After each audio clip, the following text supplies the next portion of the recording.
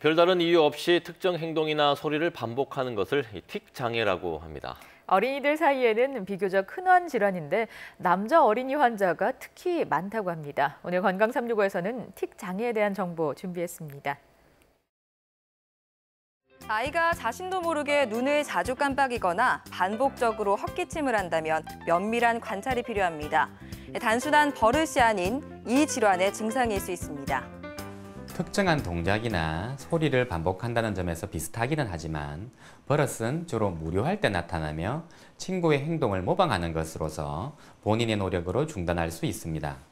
하지만 틱 장애는 집중할 때 더 심해지는 경향이 있으며 모방할 이유가 없는 것으로서 본인도 그만두고 싶지만 그만둘 수가 없는 것입니다. 2015년 틱 장애 환자는 16,000여 명으로 10명 중 8명이 남성이었는데요. 운동틱과 음성틱을 1년 이상 동반한 투렛 증후군 환자도 매년 늘고 있습니다. 틱이 발생한 지 1개월이 채 지나지 않았거나 타인이 관찰하기 힘든 정도의 약한 틱이라면 굳이 치료를 할 필요가 없습니다.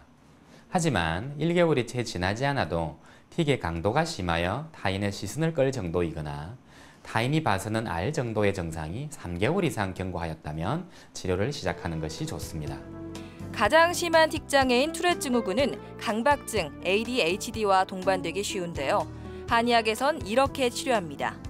기본적으로 뇌의 흥분성을 가라앉히고 틱 증상을 치료하는 한약을 투여하고 필요에 따라 생기능 자기조절법이나 친구요법 등을 병행합니다.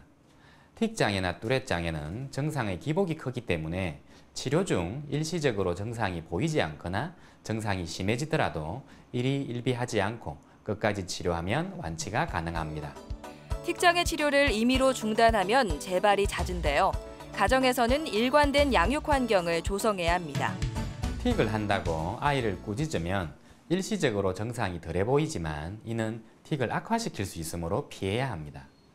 또한 스트레스를 받으면 틱이 심해진다고 학원을 모두 중단하고 학업을 게을리하기도 하는데 그렇다고 틱이 낫는 것은 아닙니다. 틱은 스트레스 때문에 발생하는 것이 아니기 때문입니다. 틱 장애의 30%는 성인이 돼도 만성으로 이어지는데요.